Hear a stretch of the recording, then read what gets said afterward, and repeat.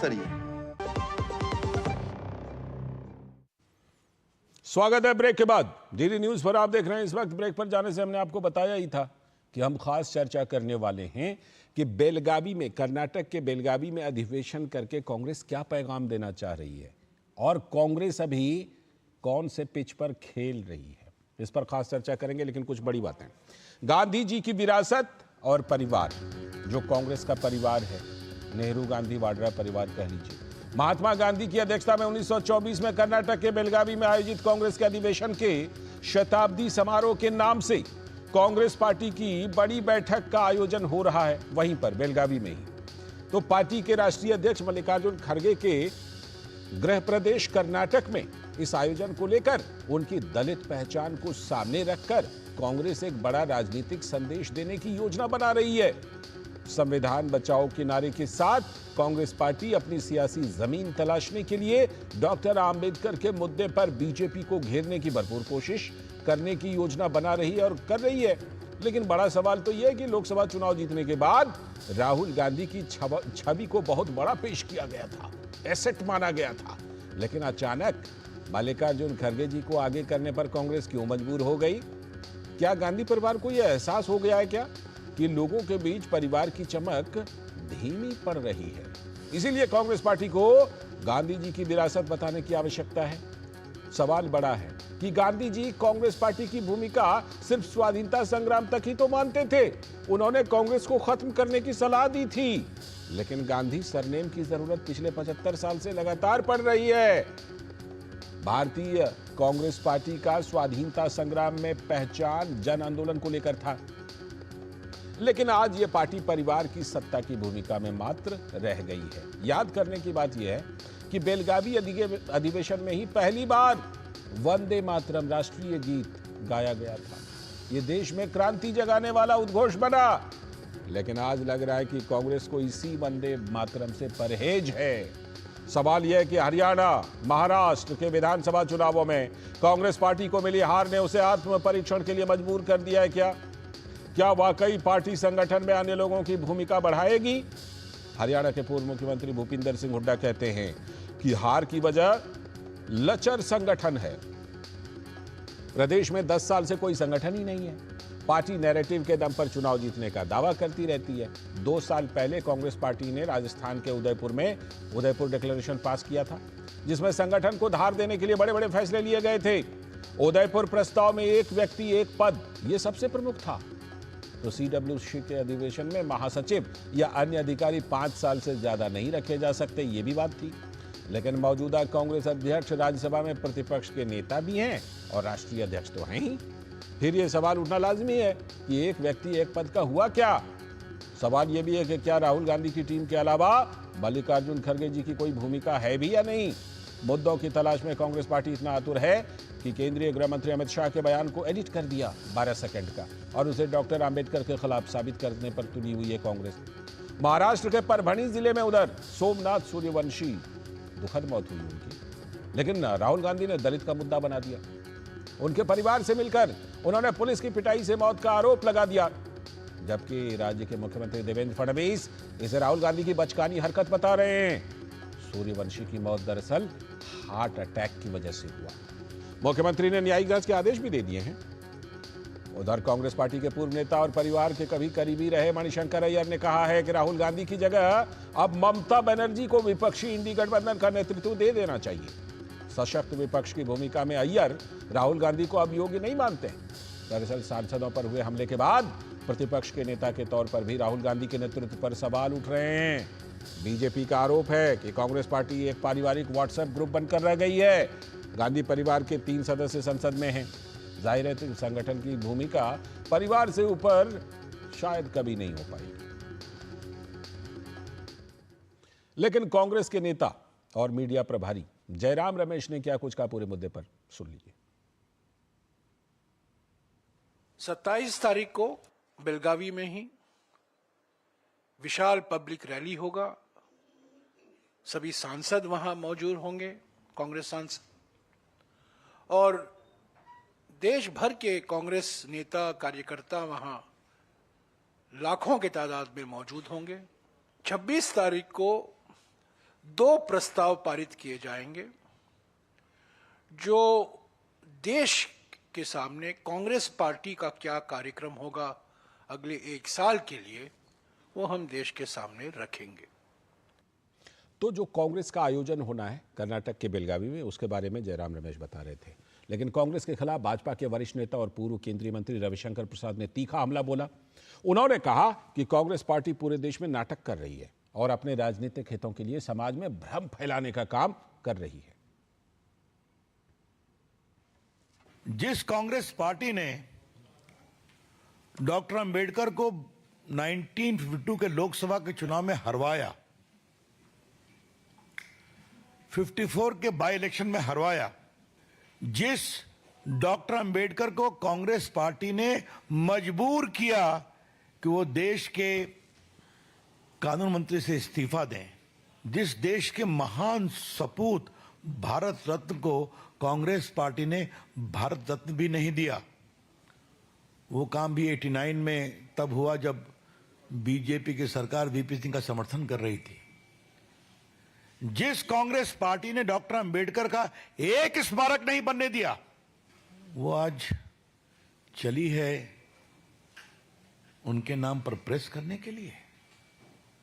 Congress party stop this hypocrisy.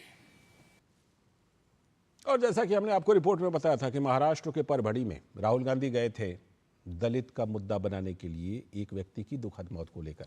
तो राज्य के मुख्यमंत्री ने इस पूरे मामले पर क्या कहा है, देखिए। राहुल गांधी या ठिकाणी केवळ राजकीय हेतून आले होते। ही केवळ राजकीय भेट होती। लोकांमध्ये जाती जातींमध्ये विद्वेष तयार करायचा एवढं एकमेव ध्येय त्यांचं आहे। तेच काम गेले अनेक वर्ष आता ते सातत्याने करतायत। त्यामुळे मला असं वाटतं की त्यांनी हे जे काही विद्वेषाचं त्यांचं काम आहे हे त्या ठिकाणी जाऊन पूर्ण केलेलं आहे। महाराष्ट्राचं सरकार संवेदनशील असल्यामुळेच या ठिकाणी या संपूर्ण प्रकरणाची आम्ही न्यायालयीन चौकशी ही घोषित केलेली आहे। न्यायालयीन चौकशीमध्ये या संदर्भातलं सगळं सत्य आणि तथ्य बाहेर येईल। काहीही लपवण्याचं कारण नाहीये आणि जर त्या चौकशीमध्ये कुठल्याही प्रकारे मारहाणीमध्ये किंवा अशा प्रकारच्या गोष्टींमुळे हा मृत्यू झालाय असं बाहेर आलं तर कोणालाही सोडलं जाणार नाही। कठोरात कठोर अशा प्रकारची कारवाई ही केली जाईल। मुख्यमंत्री देवेंद्र फडणवीस मराठी में बात कर रहे थे कि राहुल गांधी भ्रम फैला रहे हैं। हमने न्यायिक जांच के आदेश दे दिए हैं और अगर कोई दोषी पाया जाता है तो उसके खिलाफ कठोर से कठोर कार्रवाई की जाएगी। ये उनकी बातचीत का सार था।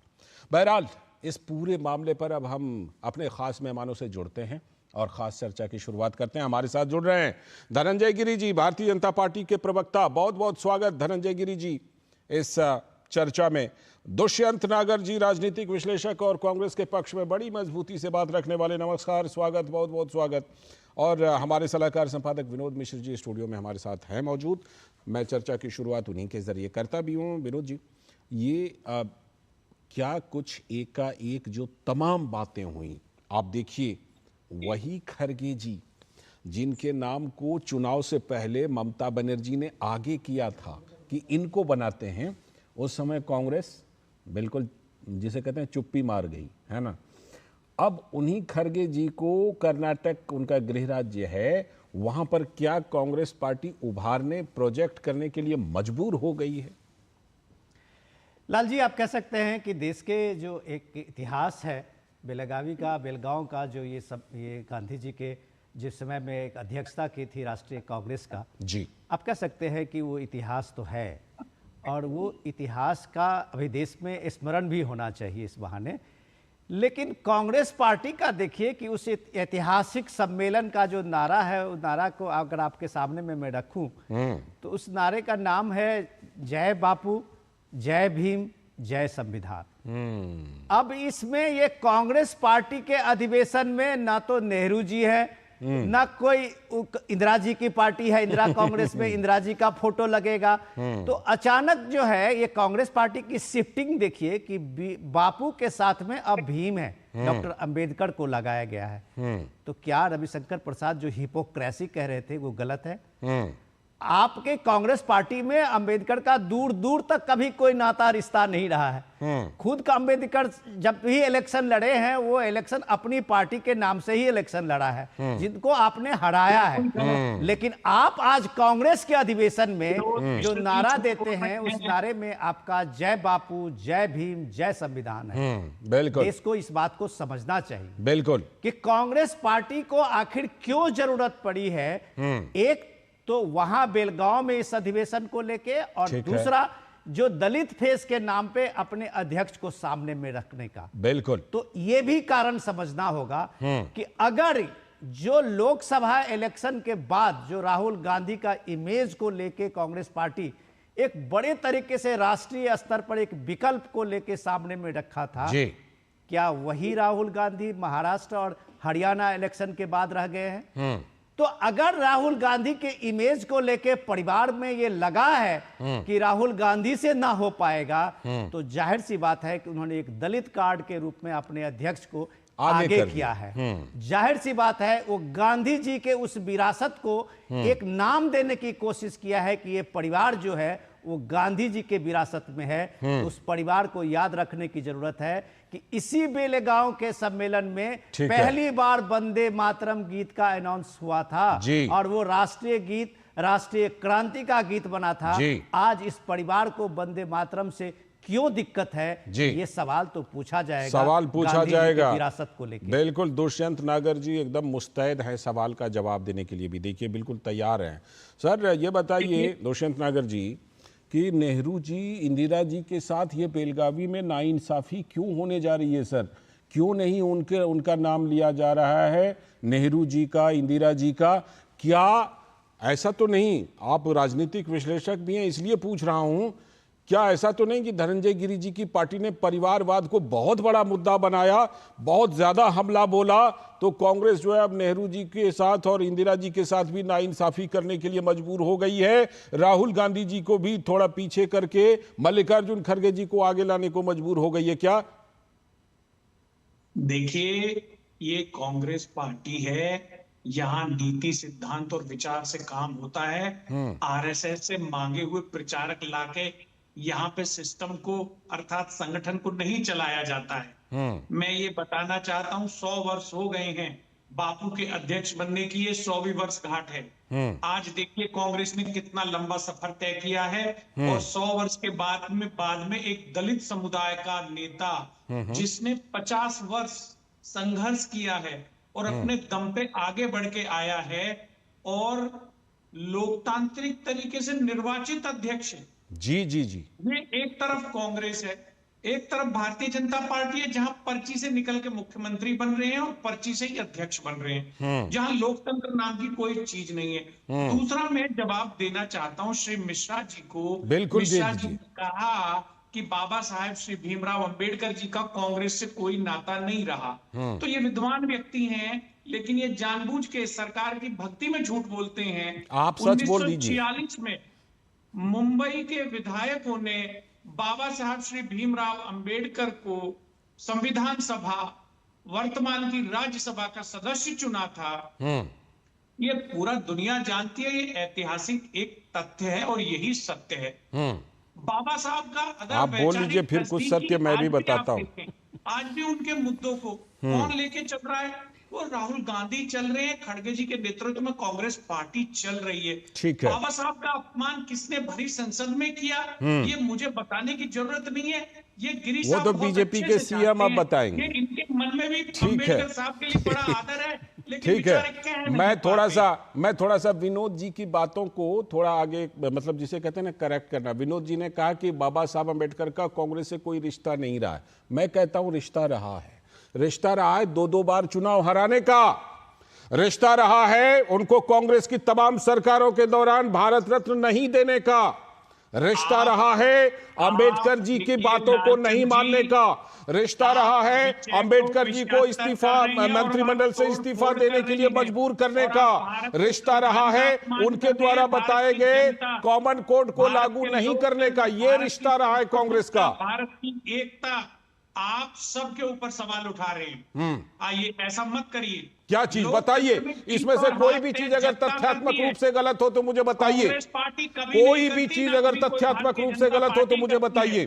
किस नेता को चुनाव जिताना है और किस नेता को नहीं जिताना है, भारत की महान जनता तय करती है। और नेहरू बाबा जी साहब खुद के प्रचार समक्ष करने जिनको के लिए चुनाव गए थे जिताया उपचुनाव था, के दौरान। श्री नारायण काजोलकर दुष्यंत साहब नागर को, जी वो भी एक उपचुनाव पिछड़ी के जाति दौरान के नेता प्रधानमंत्री थे। उस समय के पंडित नेहरू अंबेडकर के खिलाफ प्रचार करने के लिए गए थे। मैं आता हूं आपके पास, आता हूं। लेकिन देखिए, ये धनंजय मैं गिरी स्पष्ट जी करना चाहता हूं, आप हाँ। इस प्रकार से सवाल मत उठाइए देश की महान जनता के ऊपर और नहीं भारत नहीं, की महान जनता के महान जनता के ऊपर तो कैसे कैसे सवाल उठाए जाते हैं दुष्यंत नागर जी। महान जनता जो है वो अपना सरकार चुनती है और जहां जीतते हैं वहां कहते हैं बड़ा अच्छा जनता ने चुना, जनता ने चुना। जहां हारते हैं वहां महान जनता के ऊपर कह देते हैं ईवीएम ने कर दिया, ये कर दिया, वो कर दिया। वो महान जनता पर क्या क्या सवाल उठाए जाते हैं वो हमने देखे हैं, वो जनता भी देख रही है। धनंजय गिरी जी, मैं आता हूं दुष्यंत नागर जी, आता हूं। चुनाव आयोग ने तो बिल्कुल सिलसिलेवार जवाब दिया है। धनंजय गिरी जी वो कह रहे हैं कि देखिए हमने तो, या कांग्रेस पार्टी ने तो कभी अंबेडकर जी का अपमान नहीं किया, कभी मतलब उस तरह से नहीं किया, लेकिन भारतीय जनता पार्टी अंबेडकर जी का अपमान कर रही है। आपने तो मुझे लगता है पूरा प्लान बना रखा है कि आपके बीजेपी शासित राज्यों के मुख्यमंत्री प्रेस कॉन्फ्रेंस करके कांग्रेस को जवाब देने वाले। जरा अपने प्लान का खुलासा यहां भी कर दीजिए, इस प्लेटफॉर्म पर भी। लालचंद जी, बाबा साहेब का नाम कांग्रेस जितना बार लेगी उतना ही अनावृत होती चली जाएगी। और बाबा साहब को चुनाव हराने और बताए कि बाबा साहब के परिनिर्वाण के बाद से लेकर के 89 तक कभी बाबा साहब के भी लाइमलाइट में नहीं आए।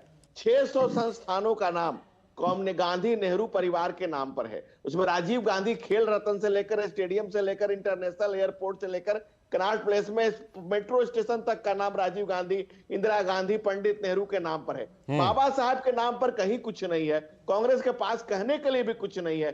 चुनाव हरवाने को छोड़ दीजिए, जिसने चुनाव हरवाया उसको पद्म भूषण देने के लिए भी कांग्रेस के पास था।